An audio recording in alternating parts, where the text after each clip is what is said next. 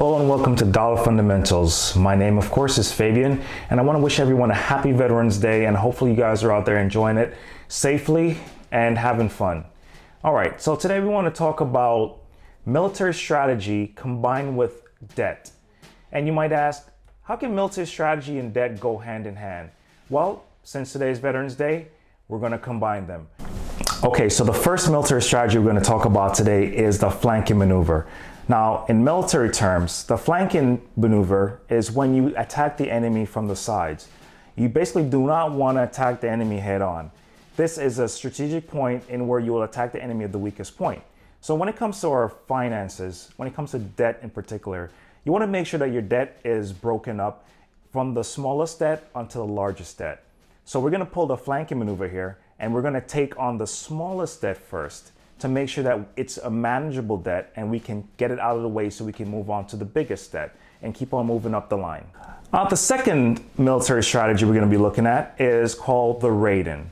Now, raid-in in military terms is basically when you basically starve your enemy. You're going to cut off all supplies to the enemy. So this is what we're going to do when it comes to debt. We're going to cut off any unnecessary purchases, subscriptions, things of that nature that drain our bank account every month. So things like Netflix, getting coffee, things like that, we're going to cut those things off and make sure that we are not depleting our funds. We want to make sure that we have enough money to pay down any debt. Number three, air superiority. Air superiority in any military strategy is always one of the best. Basically, the higher ground is always the best advantage. When it comes to our debt, you want to make sure that you are always having the upper hand. So for this scenario, we're going to use the word no. Now, it's a word that is well known, but it's not well used. So for this situation, a lot of times you have a lot of people that want to do things that you don't want to do. And so it's easy for you to go along with the peer pressure and say, yes, let's go to a movie, let's go to a concert, let's take this expensive trip. In this situation, we're going to take the air superiority role and we're going to say no. Learn to use the word no, learn it well, use it every day if you have to, and you will be in a better situation. Number four, the choke point. Now, if you guys have seen the movie 300, that is a perfect example of the choke point maneuver. The choke point maneuver basically is when you funnel your enemy down to a small area and then you can attack them. That way it minimizes the numbers and it is an easy, manageable situation. When it comes to debt, it is no different. You want to attack your debt, bring it down to the smallest number you can possibly that is comfortable for you, and then attack it. Get it right out of the way, knock it out of the water, pay off that debt, get rid of it, and so you can eliminate interest for future payment.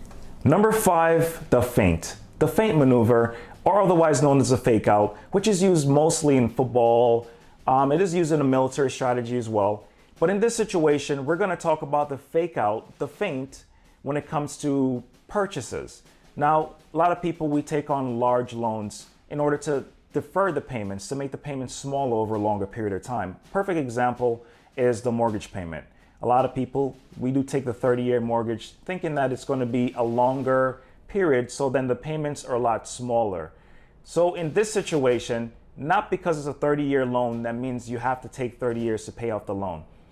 You can always pay more on the monthly payment on the mortgage, so that the mortgage can be paid off a lot faster. Number six, Blitzkrieg. Now that term is self-explanatory. Everyone knows Blitzkrieg, made famous in World War II by the Germans, the Nazis. And in this situation, we're going to use the Blitzkrieg strategy to hammer the debt, take all available funds and pay off any unnecessary debt, pay off all debt. So any free income that we have, any income that we have, we're going to take that and we're going to pay down debt. Number seven, infiltration. Now that is also a very popular term, one that needs little to no explanation. In the infiltration method, when it comes to our debt, why would you want to pay more on a debt when you can always negotiate down the interest rate and pay something a lot less? So we're going to infiltrate the debt and we're going to attack it by paying less money than what is necessarily required on a higher interest rate. We're going to go in and attack it head on. Number eight, divide and conquer. So in the divide and conquer method, we're going to use the debt and we're going to divide it up into a budget. Now this is where the budget comes into play. We're going to divide the budget into various categories, and we're going to take our money and we're going to allocate it to certain debt for that month. By perfectly managing your budget, you'll tackle any debt head on and you'll knock it out of the water. Guerrilla Warfare. Now, guerrilla warfare, as it's self-explanatory in that one as well, is any means necessary. We're going to take unconventional methods to attack debt. We're going to budget. We're going to say no. We're going to watch how we spend. So it's basically a combination of the existing methods, and we're going to combine it into the guerrilla method. And last but not least, the pincer method. This is where we're going to have the strategic plan to attack the debt. This is a long-term goal. We're going to have a 5-year goal, a 10-year goal, and our goal is how long is it going to take us to get out of debt?